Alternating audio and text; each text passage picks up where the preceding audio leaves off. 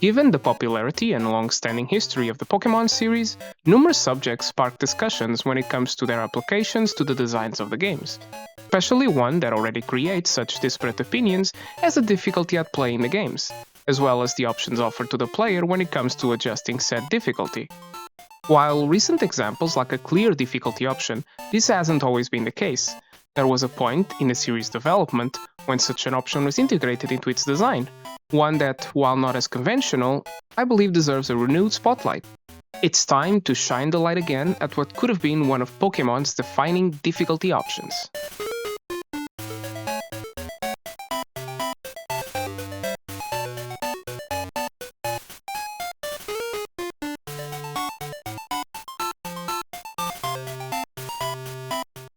When it comes to difficulty options in Pokémon games, those familiar with the series will be quick to point out that a regular difficulty option was once tried on the 5th generation of games, Pokémon Black and White 2. This option is mostly forgotten for possibly two reasons. One, by being present in what I believe to be the worst-selling mainline games of the series, and two, by being locked behind a heavily contrived method. This method involved having access to both versions of the game, with both games possessing the normal difficulty and one extra difficulty unlocked after game completion. Black 2 having a challenge mode key and White 2 an easy mode key, which then could be activated at will as well as traded to another copy of the game to unlock the same feature on it as well. With the mode key activated, depending on the key, the player could change the level of the opponent's Pokémons as well as the AI difficulty, pretty standard to what one would expect of a difficulty option, which would be fine if it wasn't for its awful execution. It boggles the mind how one can think hiding an easier difficulty option after game completion is a good idea. Same could be said about only having the option of unlocking one of these modes on each version, especially without communicating to the player on the existence of these before purchase. So, with its concealed nature and game completion requirement, it's not surprising that many players never got to experience this feature. However, there was another attempt in giving a choice of difficulty to the player, one more uniquely Pokémon. Throughout the many years that Pokémon has been a thing, a number of features, mechanics, and design concepts have been introduced across numerous entries in the series. Some have been improved, others dropped and reutilized, and others were just dropped. Noticeable ones in recent years are the types of gimmick of the week ones, mechanics added to each game in particular to set them apart in a very visual and flashy way. Your Mega Evolutions, Z-moves, Dynamaxings, and so on. But before all these, things were simpler. At least as simple as an RPG with around 150 party members can be. Indeed, I want to showcase that in the very first generation of games, we can see an attempt at delivering a difficulty option to players, although somewhat elusively. This concept was eventually dropped in future games, like other features and mechanics mentioned before. So, to analyze it, we have to go back to the beginning.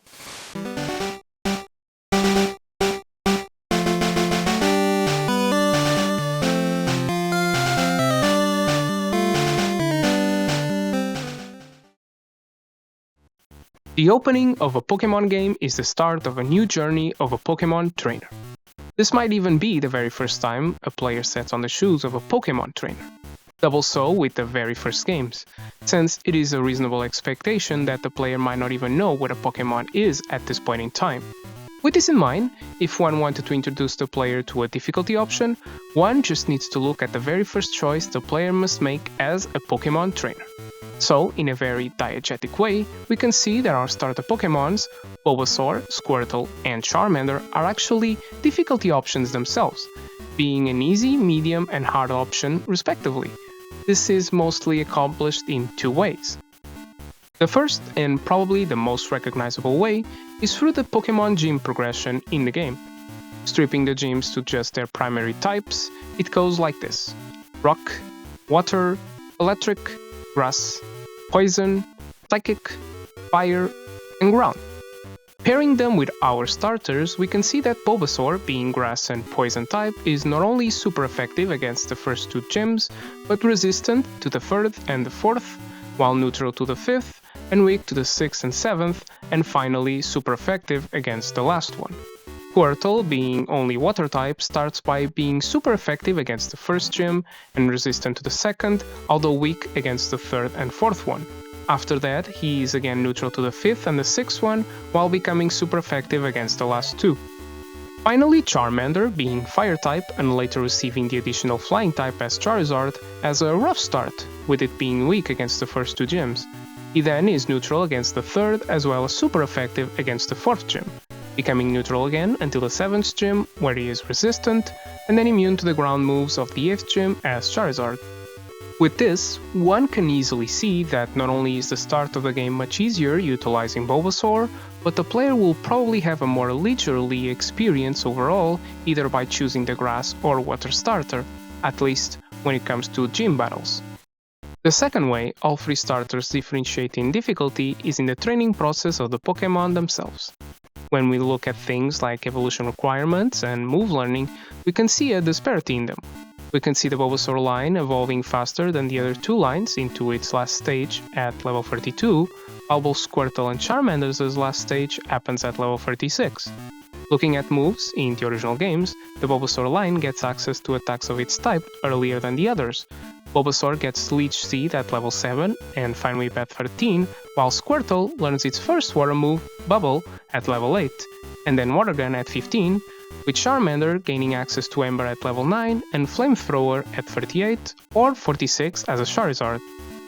Clearly looking at how these Pokémons were designed, there's a clear intention of both Bulbasaur and Squirtle being more approachable than Charmander, especially in the early game with the first plateauing in power faster. These two approaches to design make it possible to more comfortably introduce the gameplay to a player in a natural way. The player that chooses Bulbasaur or even Squirtle will not only understand the rock, paper, scissors dynamic of the battle system from a more advantageous position, but it will have access to more evident and powerful tools earlier, in the form of access to type moves from their starters. All this being achieved without altering the overall challenge of the game. Obviously, as a difficulty option, this form of design is very soft. It mostly affects the early game and eventually can be circumvented by capturing other Pokémon in later stages of the game. It also does come with a slight execution problem. Nothing in the game alerts to this fact. Yes, nothing of what I just described is even alluded to in-game, but this is the 90s we are talking about, a very different context when it comes to the world of gaming. So, to the younger ones who might be watching this, let me introduce you to the concept of game manuals. Before everything went digital, there was a time where it was common, no, a requirement for every game to possess this neat little guide with useful information about the game. And if we look at Red and Blue's game manual, we can see this nice little passage confirming in fact the designer's intentions, as it is expected during this era for the common player to read the manual either before or while playing the game. We can excuse this small fumble in execution. While maybe not explored to its better potential, this design approach to the difficulty of the games is a good example of the experimental phase of the franchise, when developers were still trying to find the core design philosophies of the series. And with the release of new games, the capacity for expanding and refining these types of approaches would surely present itself. However, the release of the next game would present a challenge for the designers and the design of earlier sections of the game. Enter Pokémon Yellow.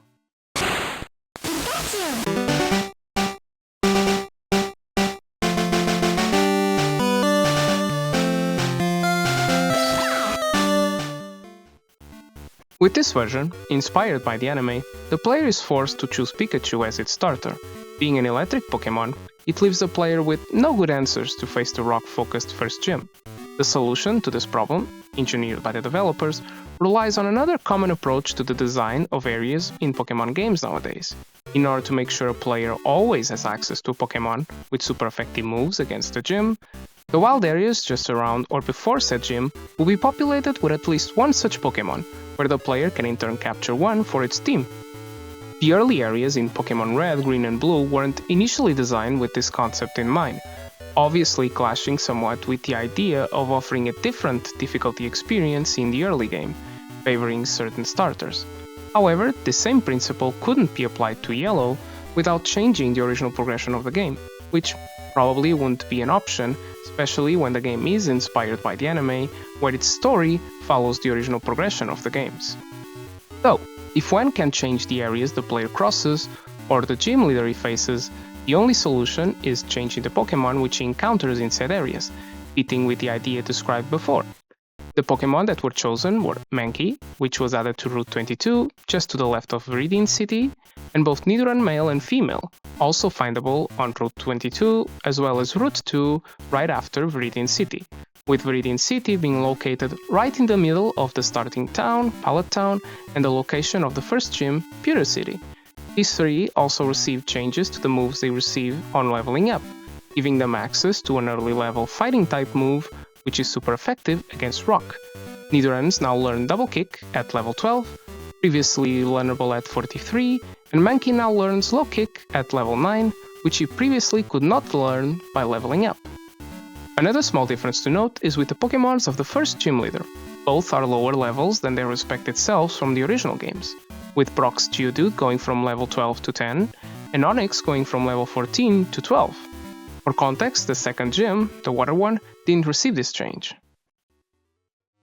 After these changes in Pokémon Yellow, when we get to the second generation of games, those being Gold, Silver and Crystal, we can see that the starters are still designed with a clear difference when it comes to their power increase, with the Fire starter having access to moves and an evolution at earlier levels than the other starters. However, when it comes to area design and Pokémon distribution, the early game seems less focused on the type of Pokémon the player chooses for a starter, with the first gym being Flying type, super effective against the Grass type starter, but not properly weak against the other two, along with the option of getting 2 Rock type Pokémons before the gym, the option of capturing a Geodude in 2 locations before reaching the first gym, and a more explicit way in the form of a trade with an NPC in the city of the first gym, where the player can obtain an Onix through this process. Also, when looking at gym type progression, we can see a bigger focus on covering types not utilized as gyms in the first games, than how they relate to starter selection. Probably to avoid repetition, because the player can explore the original region after completing the Pokémon League and take on the original 8 gyms from the first game. Maybe designing the Fire starter as the faster evolving one came from the nature of its type being super effective against 3 of the remaining types not accounted for from the first game's gyms, with one still being a new type introduced in these games. So, in the second generation of games, while we can see a bigger attempt at differentiating the starters than in the first, this becomes somewhat nullified by an at least early asynchronous area progression design. Nevertheless, it can be argued that this approach might encourage players to explore and capture new Pokémon. By experiencing hardships in the first gym, this might reinforce the idea of exploring potential options in the areas around the city, perhaps even accidentally while training their team. However, the original game still promoted exploration, inherited by the search of the right direction of progression, while delivering a distinct difficulty experience based on player choice.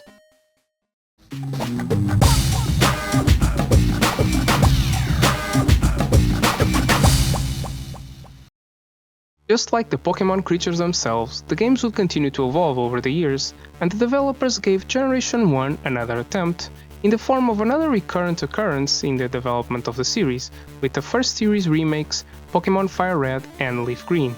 These were created as upgrades to the original games. Utilizing software and hardware updates, the series experienced thanks to the change from the original Game Boy Color, to the newer and more powerful Game Boy Advance. Also propelled by the fact that most Pokémon from the first generations weren't available to catch on the third generation of games, as well as the lack of connectivity between the original Game Boy and the Advance one. While we see changes to the approach of difficulty design in the Yellow version and sequels on the Game Boy Color, the remakes show us a taste of a different direction to starter Pokémon designs, their relation to game progression, and the game's difficulty in general. First, while the Nidorans were removed from the routes before the first gym, the added Monkey from the Yellow version is kept, and it even learns fighting moves earlier than its Yellow counterpart, giving a clear alternative to trainers who choose the Fire starter. Even if the player doesn't go for the alternative Pokémon, they still have an easier time now, for these games are the only ones where the Charmander line can learn the move Metal Claw by leveling up, and at level 13 at that. As the name suggests, this move is Steel type, super effective against Rock Pokémon, which means if the player levels up a bit, and gets his starter slightly speedier than the gym's Pokémons, it is more than possible to complete the first gym with relative ease, with the supposed more challenging Pokémon. Something that won't take too long to achieve thanks to the wild area before the gym, Viridian Forest, being mostly populated by bug Pokémon weak against fire-type moves. Both these changes have the effect of bringing the challenge of the first area down when choosing the fire starter. Also, the updates to both Charmander and Squirtle's movesets clearly bring them closer to Bulbasaur's power gaining speed, decreasing the gap all three have in terms of mechanical creature personality. However, believe it or not, even with these changes, these games do something that increases the message that these Pokémon are supposed to give you different levels of challenge. The game actually tells you directly through dialogue, while introducing you to the little devils. It kind of feels like a joke that in a game that the developers made an effort to soften the challenge to the player actually implies to you that you might experience differences in the challenge of the game depending on the starter you choose. Finally, when talking about the remakes, I would like to specify that there were other significant alterations to the game's battle system that balanced the whole game experience, like the previously added separation of the special stat to special attack and special defense, an increased move pool with added moves from the previous games, and added types like the previously mentioned Steel type, as well as the changes to type relations that come with those additions.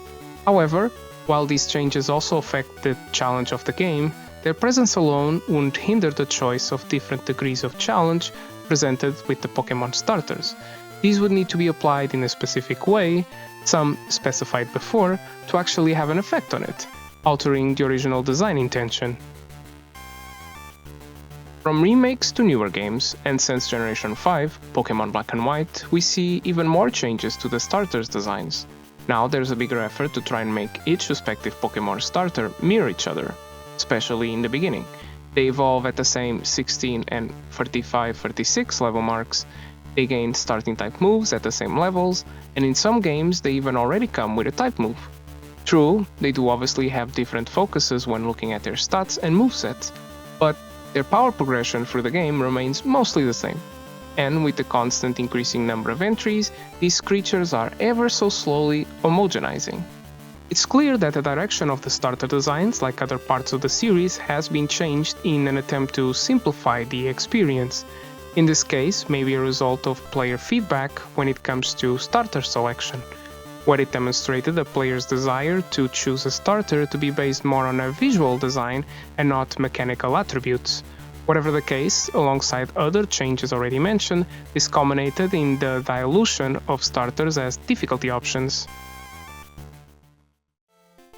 The premise of this video was to showcase one aspect of unique Pokémon game design that could be used to help offer a different experience to players in terms of challenge in a somewhat immersive way. The way it was implemented had a few flaws, but like other aspects of the design of the early games, it had potential to be improved. Together with other tools, it could have been used to provide the player a more adjustable experience without being too overt about it. For the starter Pokémon themselves, a good way to start would be by taking notes from early bug types and more endgame dragon types, designing the creatures around more explicit different power plateaus, with the easier starter Pokémon evolving very rapidly while gaining average power moves by leveling up, and the more challenging starter Pokémon to have late level evolutions and only receiving access to more powerful moves in later levels, doing this while avoiding reutilization of specific patterns, especially ones already reutilized in other games. For example, a first evolution at the 11th level and a later one at the 27th, which adds a small factor of surprise that recent Pokémon games seem to lack.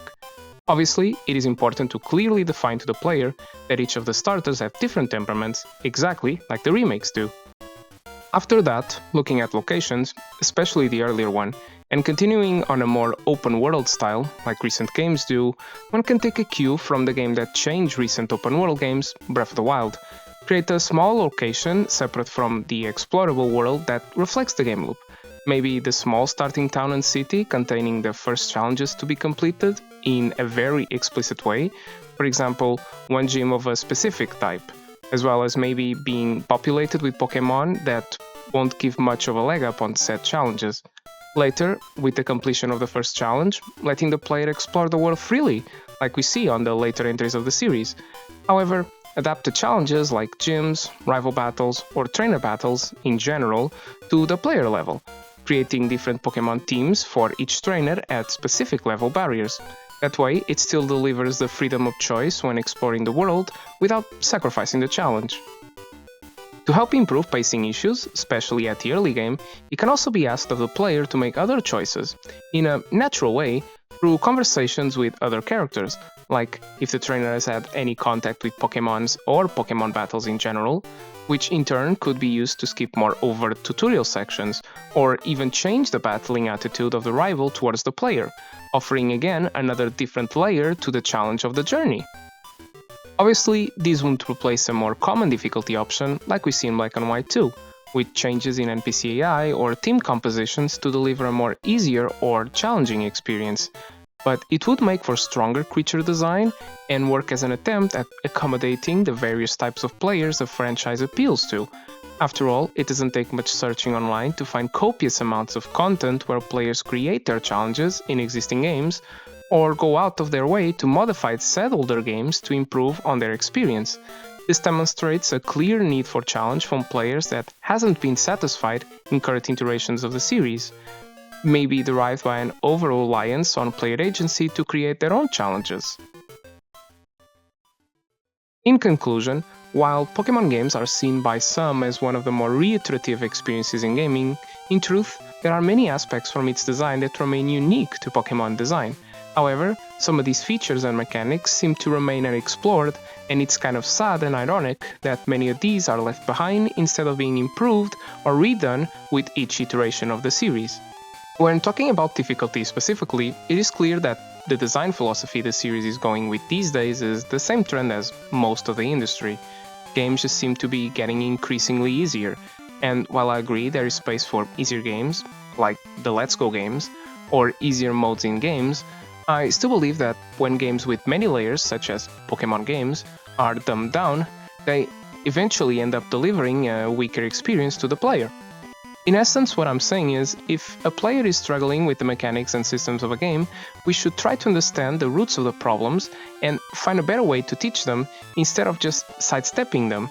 Obviously, this is easier said than done, especially with a series with such a wide appeal as Pokémon. As a final side note, I would like to acknowledge that I barely mentioned Let's Go games, which can also be considered remakes of the original games, especially the yellow version. The reasoning behind this decision comes from the fact that I believe these games don't really fit with the topic of the video. These games were clearly made for a younger audience, and while they can be enjoyed by players of all ages, its focus on that demographic is quite strong, making them an unfair comparison point. But that is all for now. I hope you enjoyed this small analysis at Pokémon game design, and if you have anything to add to the conversation of difficulty in Pokémon games or games in general, feel free to comment below. Thanks for watching, and check out my other videos if you enjoyed this one. They're slightly different, but you might find them enjoyable.